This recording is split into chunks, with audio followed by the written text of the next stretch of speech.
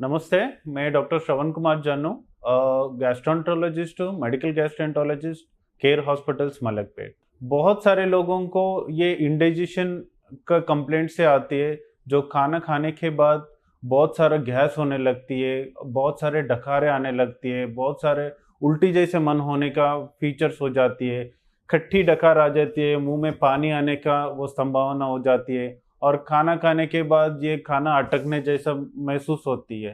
ठीक है, ये सारे और खाना खाने के बाद बहुत सारे पेट में दर्द होने लगती है और पेट फूलने लगती है।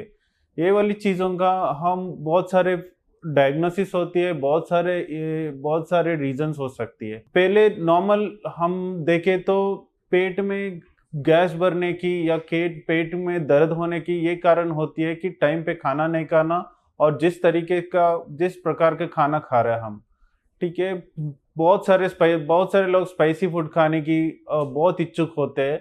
उनकी वजह से बहुत सारा एसिड सेक्रीशन हो जाती है, पेट में सूजन हो जाती है, उससे पेट में बहुत सारा दर्द होने लगती है। पेट और फिर लोगों को चाय पीने की, सिगरेट पीने की, अल्कोहल पीने की बहुत सारे ये आदतें डेवलप कर रहे हैं आजकल के यूथ भी।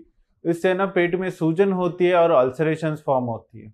और अच्छी पानी नहीं पीने से पेट में इन्फेक्शन हो जाती है, जिससे बहुत सारे अल्सरेशंस होती है, वो बहुत तरीके से पेन करती है। जो खाना खाने से दर्द उठने लगती है या खाना नहीं खाने से दर्द उठने लगती है, ये वाली अल्सर्स का फीचर होती है।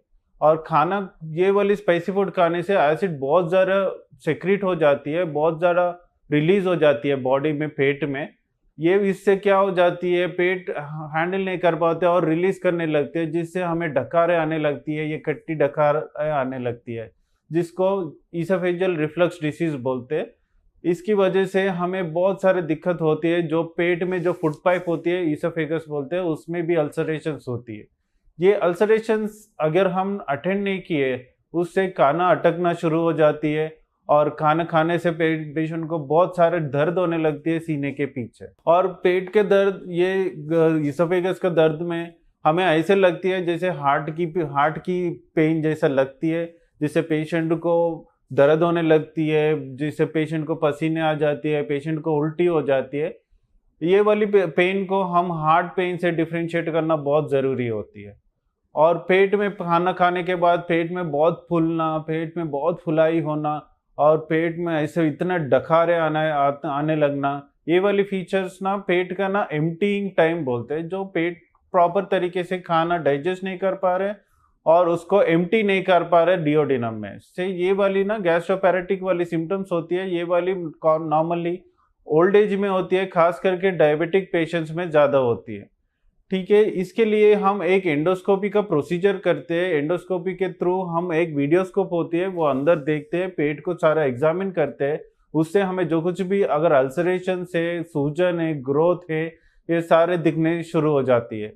ठीक है, इसके हिसाब से हम इलाज भी होने लगती है। कभी कभी पेट के दर्द हमें खून की उल्टियों जैसे भी प्रेजेंट हो सकती है।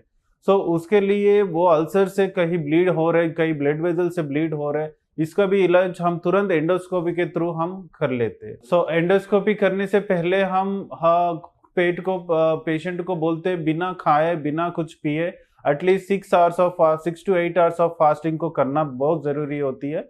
उसके बाद क्योंकि हम ठीक से देख पाए, अगर खाना आ गया तो बहुत दिक्कत होती है एंडोस्कोपी से देखना। सो पेशेंट खाली पेट आ जाए, जो रात में खाए उसके बाद कुछ खाना नहीं खाए, तो सुबह सुबह एंडोस्कोपी हो जाती है और हम इलाज करने के लिए भी बहुत अच्छी तरीके से हम इलाज कर पाएंगे।